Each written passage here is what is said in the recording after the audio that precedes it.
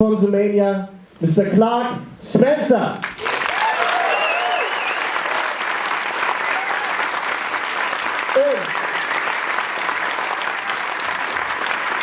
Wir machen keine halben Sachen, wir haben beide Regisseure hier. Mr. Rick Moore und Mr. Byron Howard.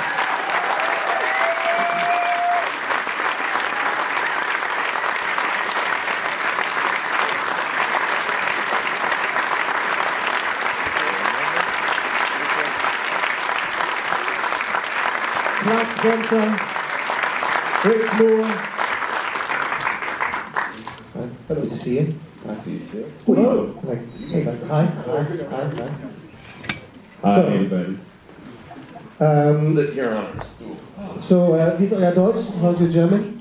Terrible. Terrible. Okay. Ein bisschen Deutsch.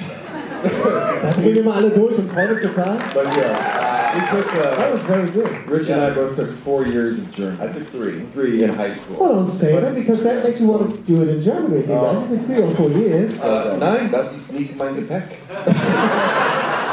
I learned that in school. This is good. That's very How helpful. was my pronunciation?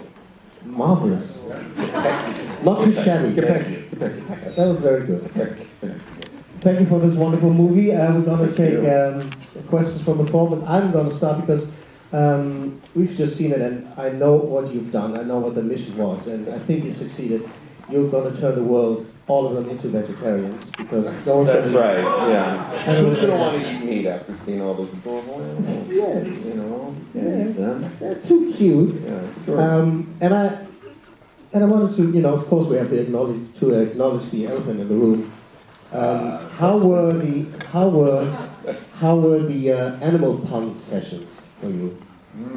The brainstorming. The animal pun session. Yeah, did the animal puns translate? Did you saw the English version today? Yeah. Yes. Okay. So yeah, We did a lot of there were a lot of puns. puns. Most of them bad. But all the good ones made it in. So but Yeah. there were a lot. There's so many.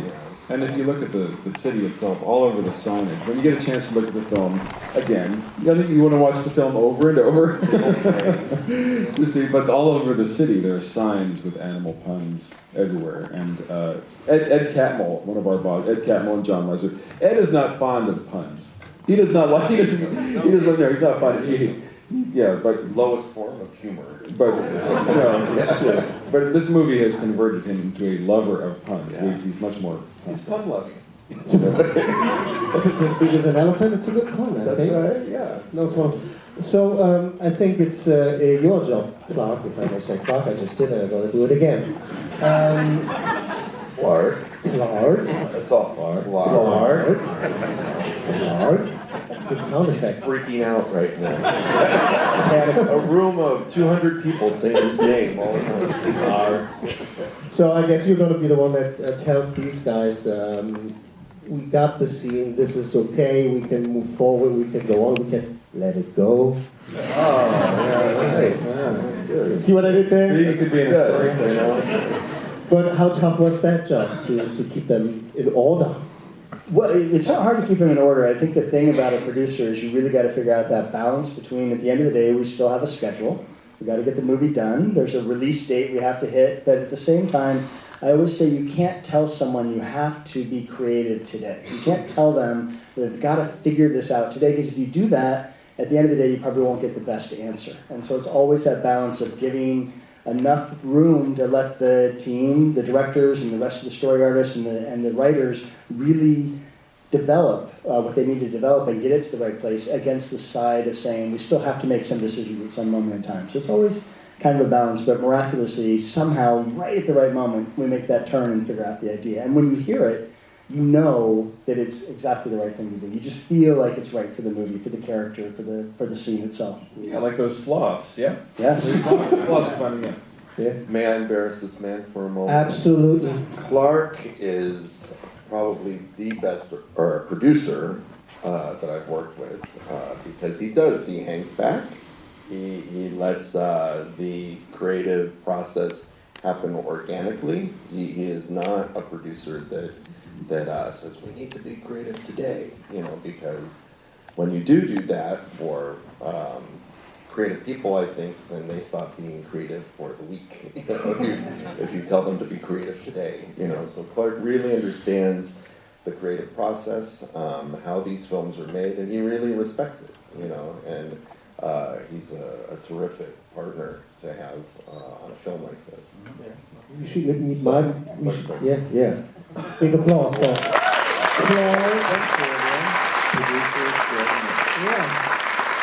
You should meet the producer of my show, he's an asshole. Was ich noch sagen wollte, ihr dürft jetzt theoretisch, weil wir sind ja immer 4 wirklich wahnsinnig gut aussehende Männer, ihr könntet jetzt theoretisch eure Handys rausnehmen und Fotos machen oder das filmen. Oder? I just told them they can, you know, film us now if they want to. Because we're so good looking. Oh, yeah. So good. Here. Apropos gut aussehend, ich sehe ein bisschen was. Wir haben Mikrofone im Saal, ist das richtig? Da ist ein Mikrofon, also mit einer Frau dran. Da auch? Okay. 2 Mikrofone. 2 Mikrofone.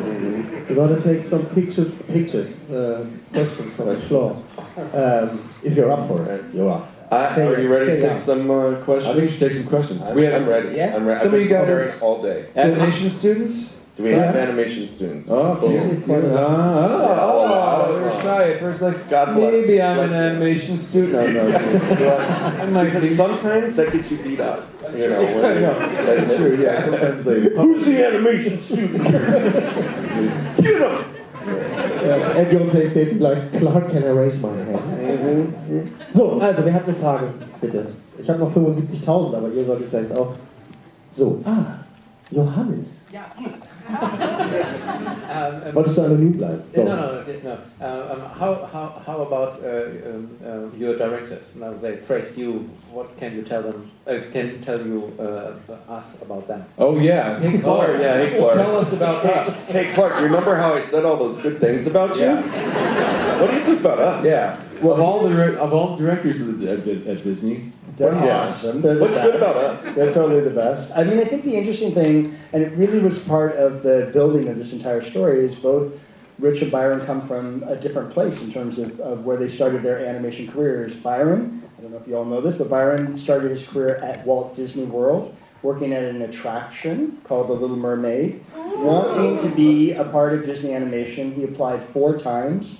Did not get in because we were not smart enough to say yes. But the 5th time, thanks to your perseverance, he applied and got accepted into the intern program. His career immediately took off. He was supervising animator on Lilo and Stitch, working with me on that project, and then quickly became a story artist and then directed Bolt, which was Oscar nominated, directed the worldwide hit Tangled, de Rapunzel, I think, in here in Germany. Really, kind of Disney raised in some ways and brings that great sensibility to this film. Rich, of course, comes... But didn't you used to be a tour guide? I did. That's where I started. I was a tour guide at Walt Disney. I was showing people around, holding a microphone like this, wearing a terrible polyester jacket. Awful polyester. And those were never in style. No. Do you remember any of the spiel? Oh, and the spiel, welcome to the magic of Disney animation, everybody. If you want to walk in the theater on the left, I'll be showing you. Make someone smile. You point with 2 fingers. What would happen if you point with 1 finger? Oh, you're fired. Yeah. So 2 fingers, people, for all the students, remember. But Rich has done some stuff before. Yeah, Rich has obviously... I was never a tour guide. Rich and a storied past in television animation, working on the first 5 Simpsons, directing in the first 5 years of The Simpsons, directing some of the most iconic Simpsons episodes, Futurama, came to Disney in 2008, directed the Oscar-nominated worldwide hit Wreck-It Ralph. And so it's been amazing because I got to work with both these guys on different projects to see them come together as a team and really develop these characters and this amazing world and this story. And I think it's partly the DNA of this film is that they both are bringing what they're so great at to this film together. And people always say, why 2 directors? And I think partly because they bring different things to the table, which is amazing and fantastic. So I love working with them. I feel very fortunate. That was very nice, Clark. Thank you. I feel so much love up here. Romance. Yeah. So, noch eine Frage. Wir haben... Geht das gut? Seid ihr so gut? Hi, let me say first that was a really wonderful film, and it Thank you. touched my emotion. That was really wonderful. Thank you. So my question is about the story. You cannot help to think about we here in Germany, we have the refugees situation, and the story reminded me a lot about all these topics. Was it always intended or not? You know, it's funny. It didn't start that way. It evolved organically over the years. I've been on this movie for about 5 years, which is a long, long time. And when it first started, this was a spy movie with animals, and it was called Savage Seas because there was a jackrabbit. His name was Jack Savage, and he was sort of a James Bond spy. And I thought this was the greatest idea ever. I had plans for many movies, Savage Seas, Savage franchise Earth, plan. Savage this, Savage that. It was going to be awesome. And I already made the toys. I did the posters and everything. When the art of the book comes out, look in the art of the book, you'll see the posters that I did for all these movies. That didn't happen. But what happens is I was pitching this version of the movie over and over and over again to the Story Trust, which Rich and myself are a part of, and to John Lasseter.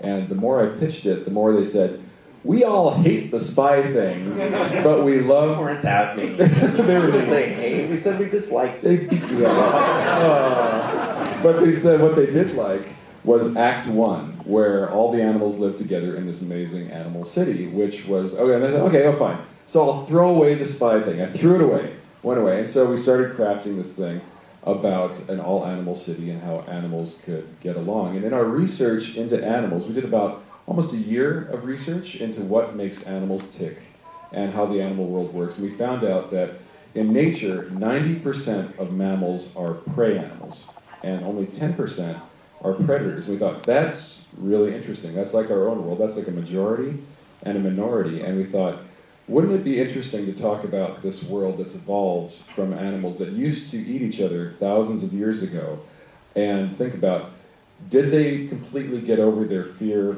of each other? Is there still some of that? Are the prey still afraid Yeah.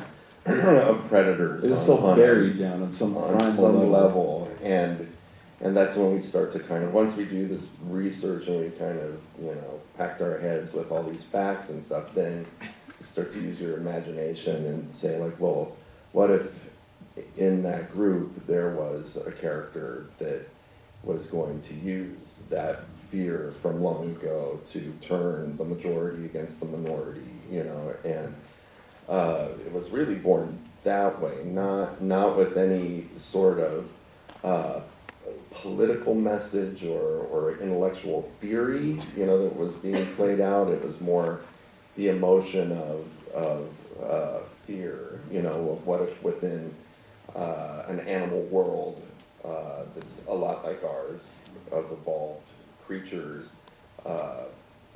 basic primal instincts were being used against their own people.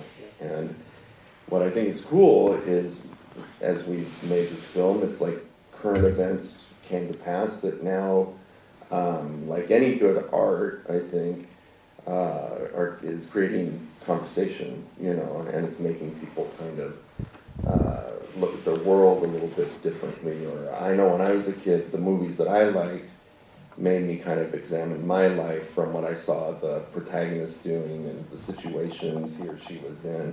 And I think that maybe we have something like that. Yeah, wonderful. What I got from this is that Byron is still bitter about the spy thing. Yeah. Oh boy. It's still a great idea. The posters Every day. No, They're beautiful. They're beautiful. The posters are great. We're going to see them in the art of. The art, I think they are in the art. They are. But could you say now which character was the most difficult to design or to come up with? So, To give you an idea of how long it takes for us to design one of these characters. Clark can tell you, he knows how much it costs. So, Clark, tell us dollar amount to that? how long does it take to design, say the Nick, for example, how long does it take? So a character like Nick's takes 1 year. From the initial design into the model, to test the rig, to start to move that character around, to put the fur on. Nick has 2 million hairs on him, 2 million, all groomed, to do all that research in terms of that fur, and then to put the clothes on top of it, to create the simulation, and then to continue to go back and forth. It takes a year before the animators can actually start using that character for what will fundamentally be seen in the film. And that's itself. after a long period of time of just researching fox fur, and what does it look like and how does it reflect light and nature, and then designing strands of fox fur, to cover the rig with. So, yeah, it's a long, arduous process. Yeah, and we have, we have a great tradition at Disney of appealing character designs, and so our character designer, Corey Loftus, really looked back at classic Disney films like Robin Hood, which is one of my favorites, and Jungle Book, which I know you guys like, and Rich is very fond of that as well. So we tried to take that great classic Disney look, but now we get to wrap it in this amazing CG world with the technology that Clark is talking about. And we really wanted this film to feel like you could step into the world and feel like this is a real place, and those are real animals. And just the more we looked at real animals, the more we knew we just didn't want to make a cartoon version of them. We wanted to celebrate what was special about each species. Because like the classic animators, the 9 Old Men, they could only approximate like what fur looked like in 2D animation. It was a suggestion of what that is, where this is kind of taking it right down to the strand and making it look very realistic. What could they do? Yeah, Nine Old Men. Yeah, they were What old. would they do? Yeah. What have they done lately? Sorry, Ollie. Sorry, Ollie. So, hier vorne. Im Schlusspunkt hinspringen oder hinwerfen? Oh, da Who's going to get it there first? Oh, there's yeah. that. Came right over his shoulder. Welcome, sir. Thank you very much again for the movie. Now It was very good. Good moment. So my question is, you make a lot of puns and you take a lot of time for designing this character. I guess, I'm absolutely sure you have also a great team to check if all these puns in all the countries, all the world are not offensive, are not somebody. That is a really good question. How big is your team? They're looking at it.